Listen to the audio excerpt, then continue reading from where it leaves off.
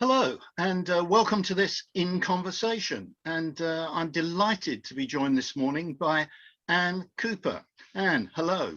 Hello. Let me just say, Anne is Yes. chair of the Farnham Theatre Association, and there might be a bit of a clue in that name of what we are going to discuss this morning. So, Anne, welcome. I hope you're well, and thank you for joining me in this conversation.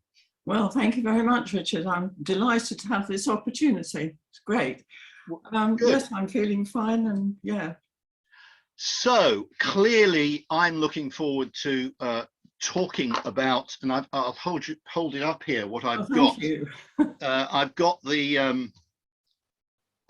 book called. Let me just look at it. A Tale of Two Theatres, compiled by Anne Cooper.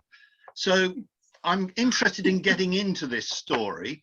But first, let me just start with you, if I may, a little bit about you. I mean, how long have you been living in Farnham? Are you a long-term Farnham resident? Well, yes, pretty long term. David and I moved here in 1965. Right. Yes, he was taking up a position as a lecturer at the art school. And yes, I came along too.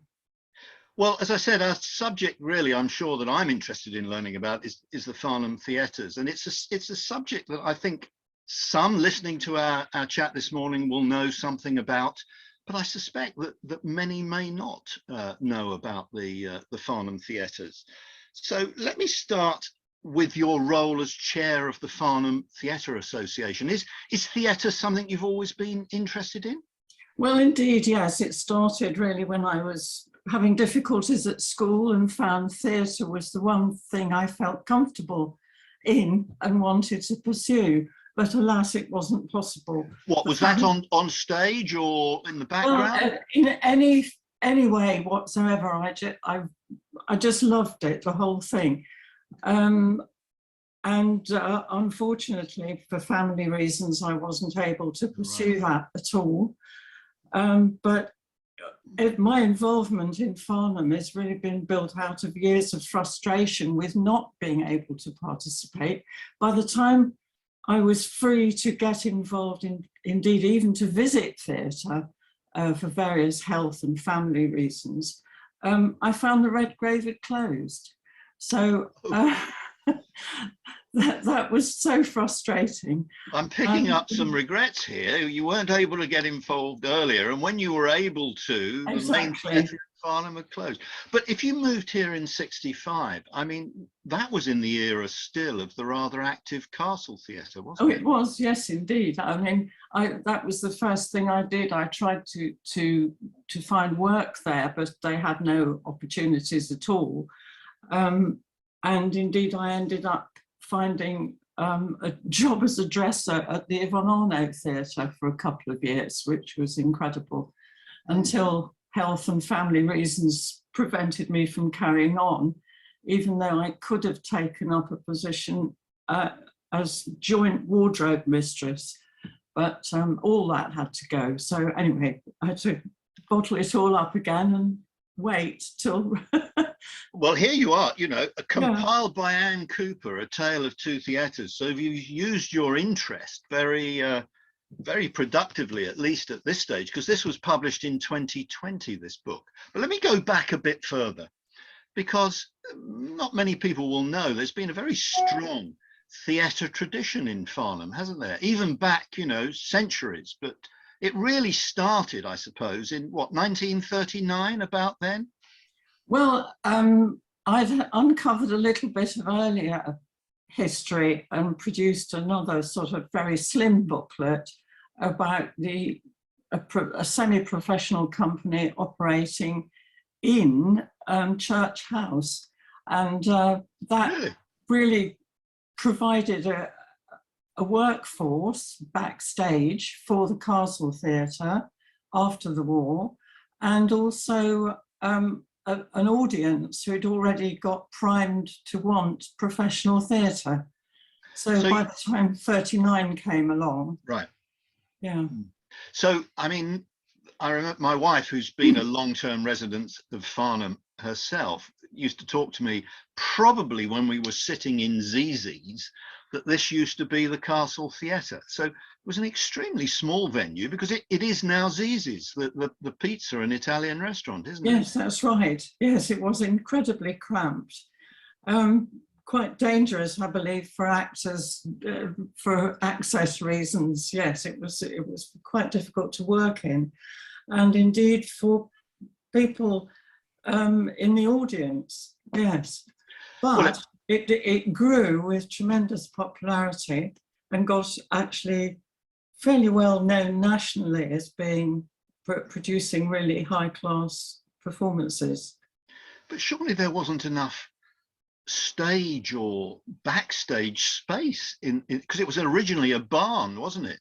As you can still see, converted as it is now. Yes, exactly. I mean, it was all incredibly cramped, and indeed they did use Church House, I believe, for some purposes when it was possible, for rehearsal, and indeed even performances when the Castle Theatre roof was leaking.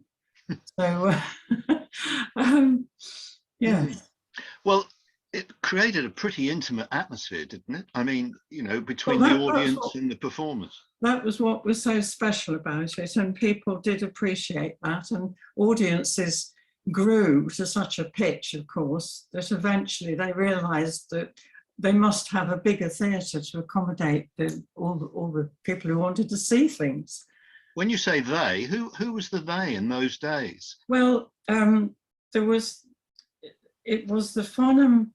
I mean, we started off, I just would go back over the history, because it started off with the English classical players who had visited Farnham after the war, escaping Europe.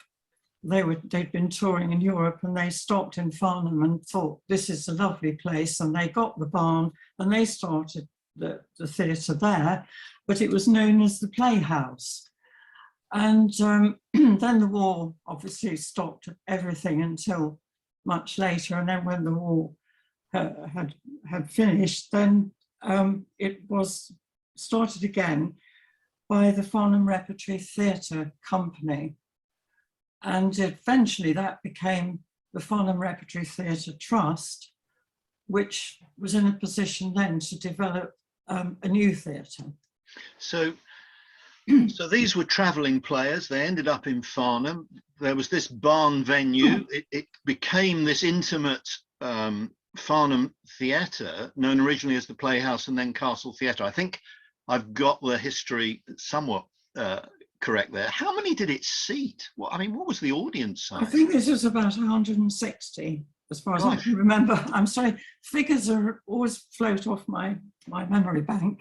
No, but I mean, we're talking less than 200, certainly. Oh, yes, absolutely. Excuse me.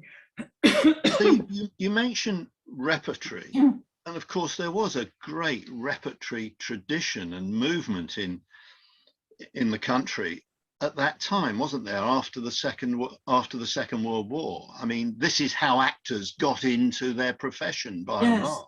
And indeed, I think at the time after the war, the government were very aware that this must be encouraged, that people needed entertainment and needed, theatres. So a lot of support was given by the government for backing repertory, and for, indeed, by the time we got to the 60s, investing in new buildings, new theatres, which is how Farnham managed to get its theatre. So this was direct grant? Generous, yes. Direct grant and subsidy? Yes, I mean, half the build of the new theatre was through public subscription. Absolutely half of it was raised by the public through fundraising events. And the other half was filled, a large proportion, by the Arts Council, and indeed charitable trusts put in money. And obviously later there was sponsorship from companies and so forth. Yeah. So. I mean, it's interesting, and certainly, you look at the companies that were sponsoring, the Herald crops up and others. But I mean, if you look at 150 seat theatre, it's difficult to see how that, you know, could be financially successful? Was it reliant on the subsidy to make it work? Because these were professional actors, full-time actors, and other staff, weren't they? Obviously, it didn't. The castle didn't have any subsidy Really? until much late. Well, eventually, the Arts Council began to support what they could see was a going concern. So they would have given grants to help them along. Were they restricted in? They must have been restricted in the sort of program they could produce, given the size of the venue. I think I read, maybe it's in this book, that they were putting on Shakespeare. Were they putting on musicals as well, or certainly fairly large productions? Not obviously not huge productions. Not My Fair Lady. Yeah. No. I mean, those had to wait until they had the new theatre, but they certainly did do Shakespeare. I mean, I do remember going to see Twelfth Night there. So yeah, they definitely did Shakespeare. So here they are, successful. Repertory itself is presumably quite vibrant, and they were outgrowing that location. So that movement in the end of the 60s was about, we need a bigger venue. Yes. So how did they find the bigger venue, which ended up being Brightwell's? But take us through some of that history. Well, obviously the first place they looked at was the Maltings, and they brought theatre consultancy along to have a look at it, and it was assessed very thoroughly. And it was decreed impossible to create a new theatre there without demolishing most of it and rebuilding it. I mean, let's remember that the Maltings was a Maltings. It wasn't built as a community venue at all. So it was a specific building for a specific purpose, which didn't convert easily to the kind of venue that the theatre company were looking for. Was that being a bit over prescriptive? Was there a view that you needed a specific purpose-built venue?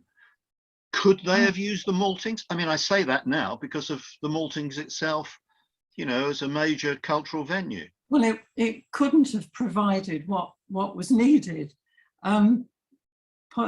Obviously, their reputation had been built on repertory theatre. And also they had built their audiences through this intimate atmosphere. This was what people liked, and you couldn't convert that easily into the Maltings building. That was not possible. Right. Acoustic for the spoken voice was what they were looking for.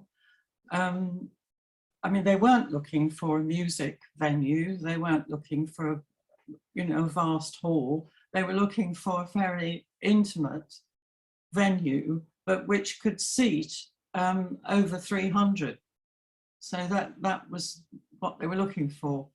So this purpose-built theatre as an idea came along off the back of the Castle Theatre success story, which was going to double the capacity. It took it to a different position. How did Brightwell's house, an old house dating from what, the 1790s, something like that, start to come into the picture, and the fundraising, which you've already mentioned, get underway for a new build theatre on the back of Brightwell's house, effectively? Yeah. Well, at the time, obviously the town council, which was Farnham Urban District Council, they were obviously hugely supportive of this idea.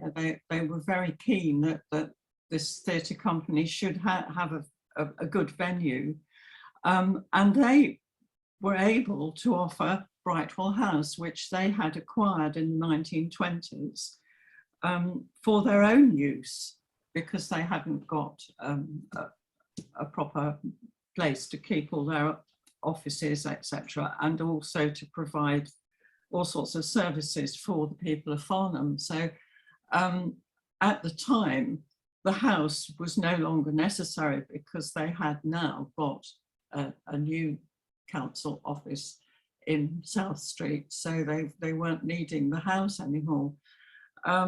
and they actually offered it very generously at a peppercorn rent to the theatre company if it could be used. So, and I think very interestingly, one of the founder members I know was Sir John Verney, and that coincided at the time when he was busy encouraging the town to preserve old buildings and not to demolish them.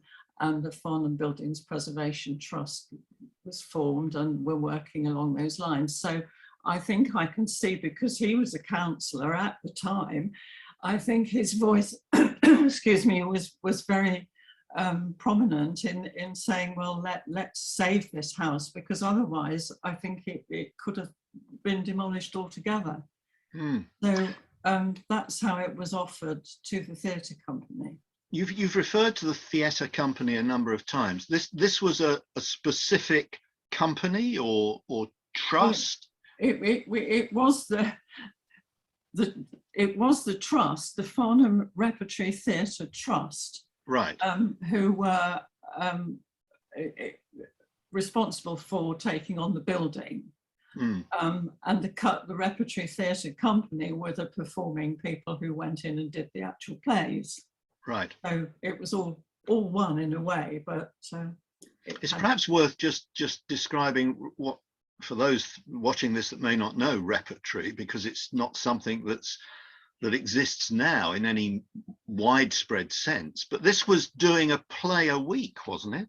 Well, when it started out, it certainly was a new play every week, and my golly, they worked. And I have got testimony in the book, which is from people who worked there and said that, you know, nobody would do it now because it was so utterly demanding. Absolutely incredible. Yeah, learning rehearsing next week's play when they were actually performing the current play. So they've got sort of two sets of plays in their head at the same time. And yes, very, very demanding. But apart from that, repertory theatre ran very much that everything was done in-house. Everything, all the costumes were produced by the company. Everything, the scenery, everything was all done by that one company. And that was the system that broke down eventually. It became too expensive to maintain that system, especially in the bigger theatres. And the demands on actors were changing because television had come in. And I think that was probably one of the main reasons why, well, it contributed to the closure of repertory theatres, and why the Arts Council decided that they could no longer support these companies. So there had to be a new way of producing theatre.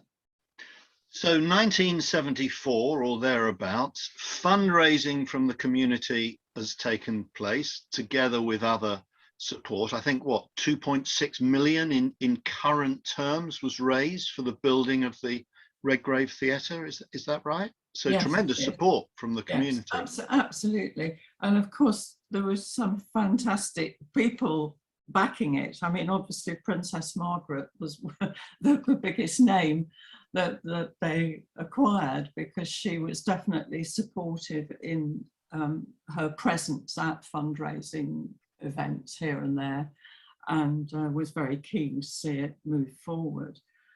And yes, all sorts of very famous actors were backing it. I would say we mentioned Dame Judi Dench, where she wasn't a dame then, she was only a young actress, but she was a founder member.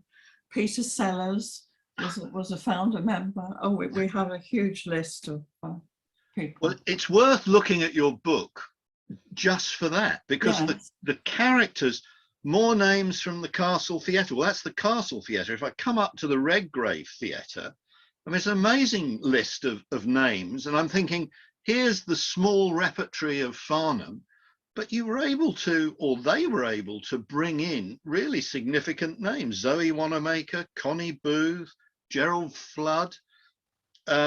Well, you know, Gerald Flood particularly, he was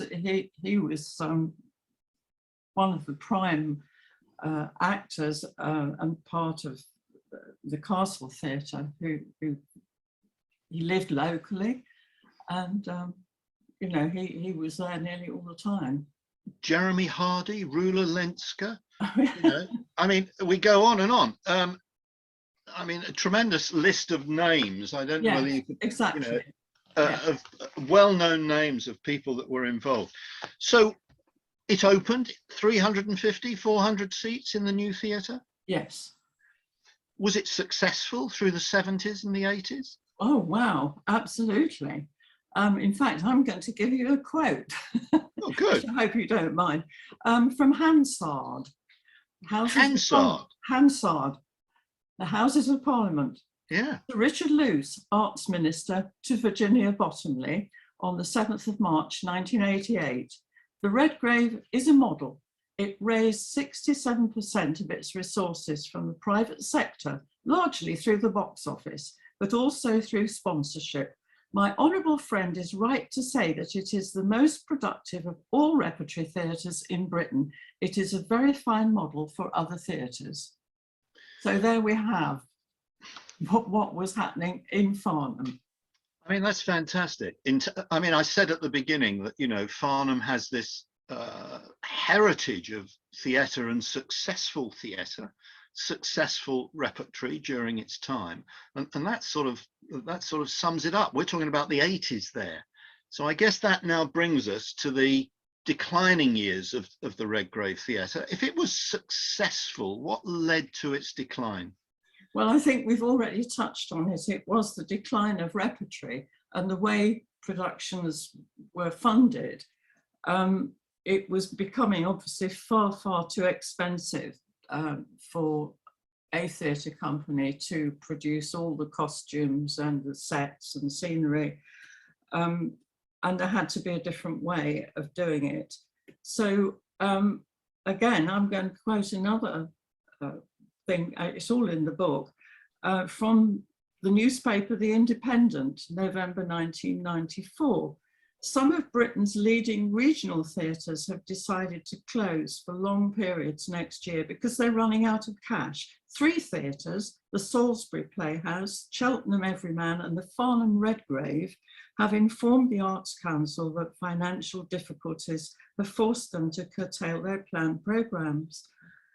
The Independent also listed the Exeter Northcott, the Royal Shakespeare Company, Birmingham Rep, Harrogate Theatre and the Liverpool Playhouse as all having financial deficits.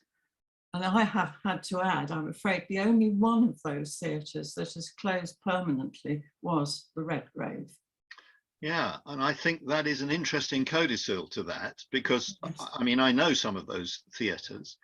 So the business model for live theatre fundamentally had shifted late 80s through the 90s. Was this, can you place criticism at the Redgrave management or the repertory or theatre company for failing to address, like some of those other theatres have addressed, that change in the business model? Was it too stuck in its ways, Anne? I don't think it was as clear cut as that. I mean, there have been some comments about they were trying to be too big and too successful and get their shows into the West End, and too much money was being spent. And I think that's probably quite valid. But I do know that they had employed consultancies to look at how a different model could be employed to make it run more successfully. And I think by that time, we haven't really touched on, I'm afraid, that the local council, which of course was no longer the Farnham Urban District Council, it was by then subsumed into Waverley Borough Council, which had it wasn't a Farnham-centred borough. You know, the centre was way out in Godalming. And I think the thinking was not quite the same. So when it came to looking at a different way of running the theatre, I think they sort of took the message and said yes, but weren't prepared to go the whole hog, which was being suggested, which would have meant, I think, further investment, and decided, I think, to go down a slightly, I would hate to say it, slightly down market end of a way of handling it. So presumably they were trying to grapple with restoring, you know, bums on seats, restoring the audience numbers that had been one of the traditional strengths of the Redgrave, because audiences were in decline by the 90s, weren't they? Yes, but you see, all these other theatres were all facing the same problem. Yeah. And I think it has to be said that they did have probably councils which were prepared to put in further investment to build a different model of operating. And I think what happened in Farnham was a different model was tried, but very unsuccessfully, and it collapsed very quickly. Does the Maltings feature in this? You know, the Maltings was saved, the Maltings was developed. Was the Maltings a competitor to what the Redgrave was offering? Oh, never a competitor, no. I mean, the two enterprises ran very successfully. Again, huge credit to the public in Farnham who'd supported both enterprises. No, they never ran in competition, and indeed there was no reason why they ever should, because art centres, well, it wasn't an art centre at that time, but it has become an art centre. They often run hand in hand with theatres in most cities and towns all over the country. I want to come to where we are now and the challenges of the 2000s, but I understand that its decline was quite quick, in that I think by 1996 it was not operating full time, or closed for a period, which I think you've referred to. Yes. But then it closed finally, and albeit now we can say permanently, in 1999. Yes, well, I mean, again, I have read this is in the book. I've managed to find on the internet a very interesting clip, again from the Independent newspaper of 1996, a quote from the South East Arts Chief Executive, Chris Cooper, who said, "The Redgrave is a training ground for the very talented who are going to take over Hollywood in 10 years' time. There's very few of those theatres left. We are aware of the situation in Guildford, but at the end of the day, they're about a commercial profit." So the Arts Council was poised, trying to make a decision whether to pull away funding from the Redgrave or from the Yvonne Arnaud. And the decision was, even though this man valued, obviously, what the Redgrave had been so successful at, because indeed you've mentioned all those famous names who started their careers there. Yeah. In the end, as always, I suppose money talks. So the commercial profit angle had sort of succeeded where the training ground for actors failed. Yeah, and it is worth mentioning the Yvonne Arnaud, because that was in financial difficulty as well, which I think you've referred to. So that was another challenge on the horizon. But we get to 1999 with all those factors, and it closes. Yes. Tell me now about the Farnham Theatre Association, because the story through the 2000s, which will bring us up to date, is pretty gloomy and full of campaigns. But when did the Farnham Theatre Association start? The organisation you continue to chair now? Well, I mean, I have to put my hand up as guilty as having having started it. So, and what happened in 1999 was we still had living locally Ian Mullins, who'd been the last director at the Castle Theatre and the first director in the 1970s in the Redgrave. And he remained absolutely furious and livid about what had happened to his theatre. He regarded it as his theatre. and he was determined to try and persuade the council to reopen it, save it.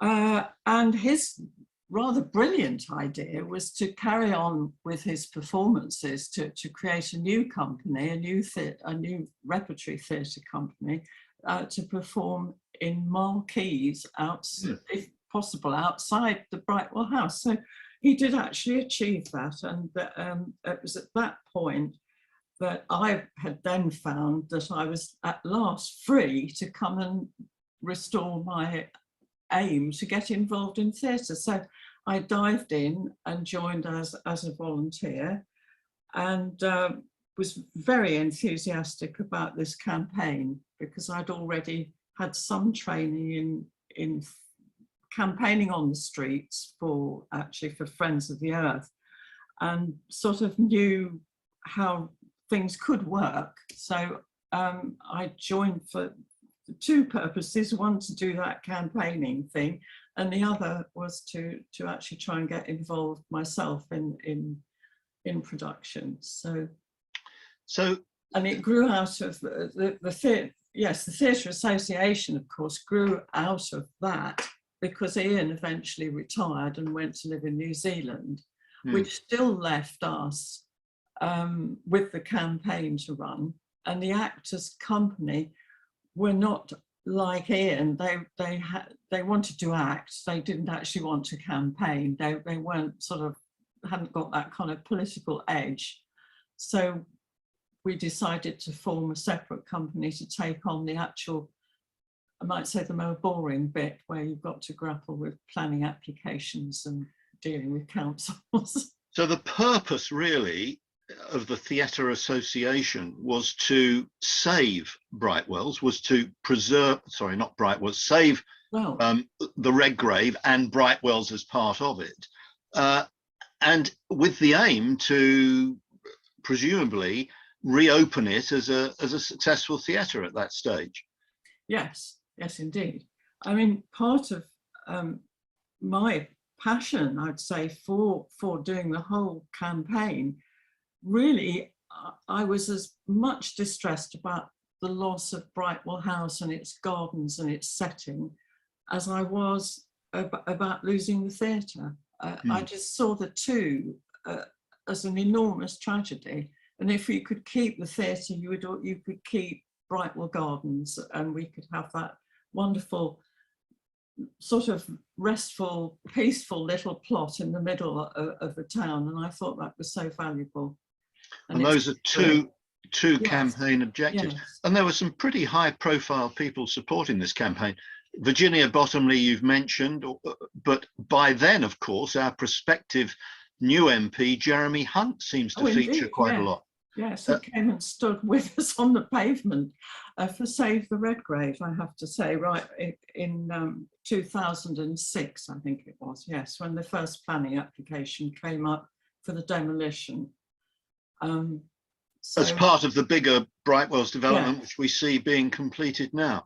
But he was also, a little bit later, he was also the Secretary of State for Culture and Media and Sport, wasn't he? So he was supportive of this campaign, but the campaign didn't succeed, and Brightwells was demolished. Well, I mean, I think... Or the Redgrave was demolished. Yes, indeed.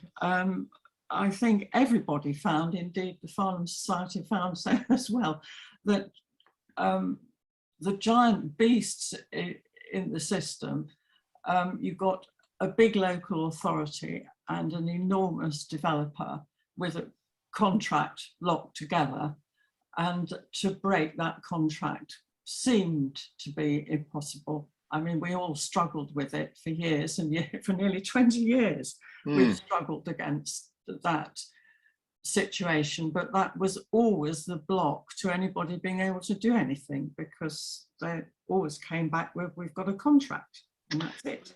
Just sticking with this, you know, history will look back on it, and not getting into the whole Brightwells, the bigger development debate, but the theatre could have been saved as part of the new Brightwells development, couldn't it? I've seen a drawing of an alternative to the Brightwells development that includes maintaining the theatre.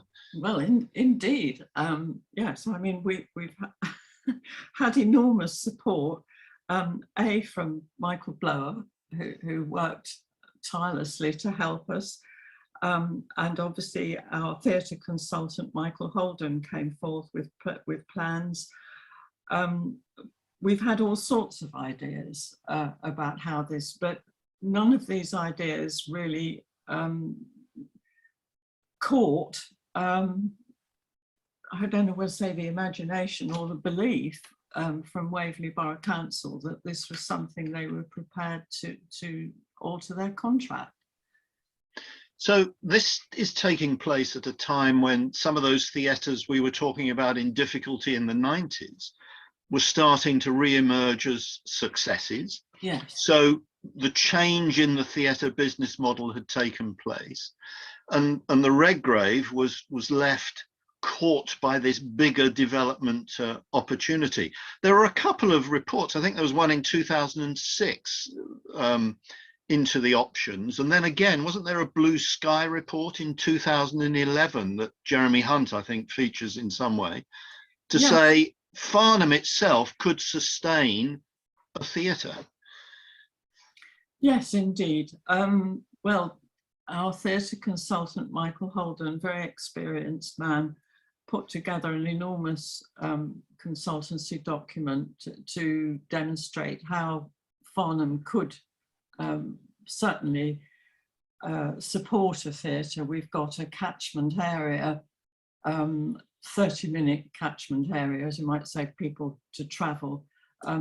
Enormous population, very, very well-heeled population.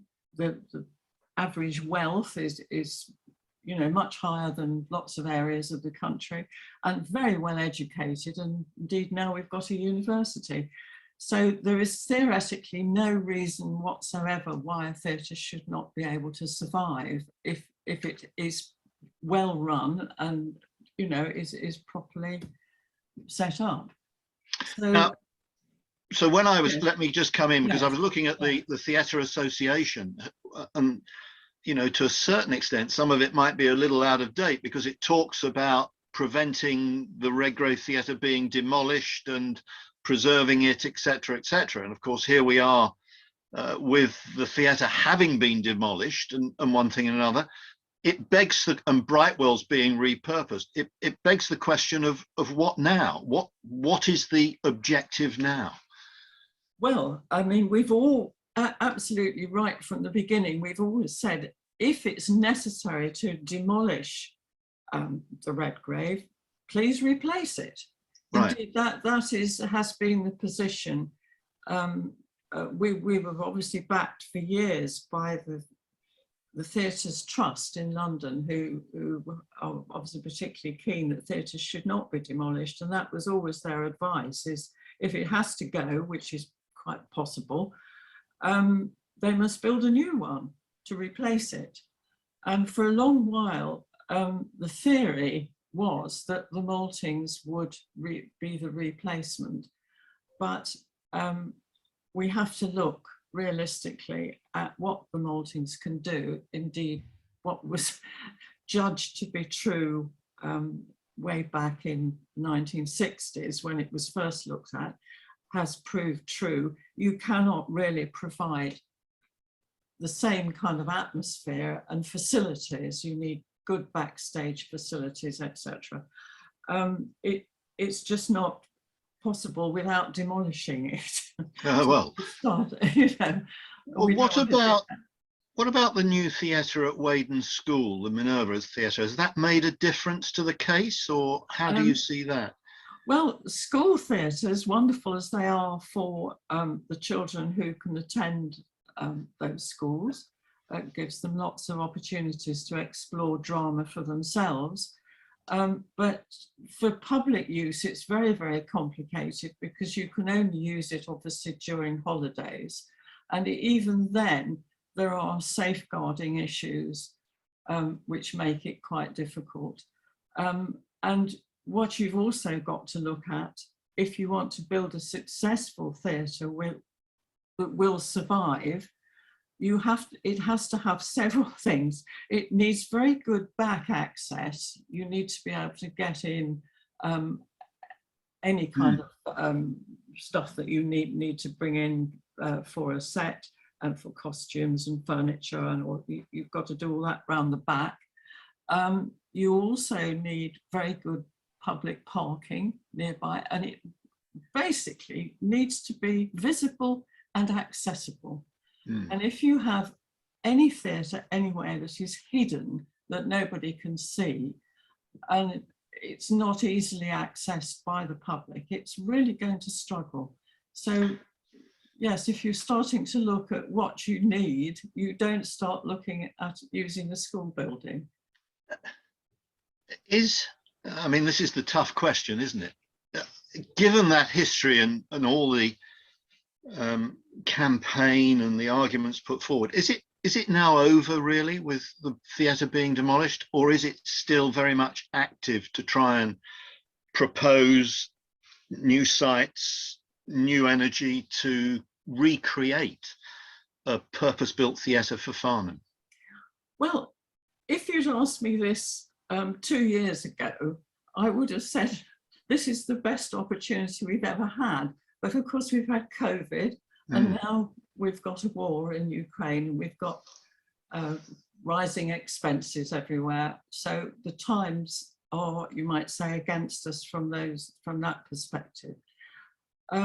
Prior to COVID, things were looking extremely promising because we had a different attitude from the Borough Council and a different attitude from the Town Council. We had great support for building Farnham's future and trying to get, more activity on the streets, because retail, as we all know, is declining, and the government itself is saying it wants lots of things for the public to do on high streets, to bring them in so that they can use the shops and get a lively retail environment. And we were very excited about this because we could see that the ideal situation for Farnham, in our view, would be a site, if it became available, just off West Street, because that area of the town will desperately need something to bring people in. Otherwise, we're going to have all the attention on the east side, and all the commerce is going to be down there, and we could end up with a sort of residential, quiet area on the west side. So that was an idea which really gripped both councils, that this was good thinking. And it's still, the idea is still there, but of course, plus COVID and plus the war in Ukraine, we're obviously backpedaling a bit now. We've got to sit back. Yeah, we're in a difficult phase. I think it's a very interesting idea of how to rejuvenate, vibrancy in West Street. Still to be seen how it's impacted, but I think that's a very interesting idea. So I suppose, and I'm coming to the end now, Anne, that the Farnham Theatre Association needs to be there and still proposing a rebirth of the heritage of theatre in Farnham that we've discussed, and that requires a new build, new location. Well, that's our belief anyway. As far as keeping the history alive, we're very, very keen on that we can in some way restore the reputation of professional theatre in Farnham, because we did feel that it has suffered hugely over the move to remove the red grave and try and get people to forget it had ever been there. So that was why I wrote the book, and indeed why we've done one rehearsed reading of it during the literary festival, and now we're prepared to do another one with Farnham Rep, hopefully in the forthcoming Fringe Festival in July. So I'm hoping that will again be a way to keep people's consciousness that we had this very, very famous two theatres. They were both famous. We can keep that alive. And at the same time, we shall be hopefully being able to present the idea that we could still, Farnham could still look forward to providing a new theatre. And I think that's a good place for me to say thank you very much for your time and for sharing that. This is the book, A Tale of Two Theatres. There are those that will know about this, and as I said at the beginning, many that won't. But the spark of the Farnham Theatre Association that wants to push for what you've described and a new theatre and keep theatre at the heart of what Farnham provides as a lovely place to live seems to me rather important. And there is also a foreword in this book by Steve Mangan, which on its own is worth reading, where he positions the role of art in our society as a whole. So Anne, thank you very much indeed for your time. Anybody watching this conversation that wants to get involved, it would be a very good place to give some time to the heritage of theatre in Farnham. Anne, thank you. Well, thank you very much.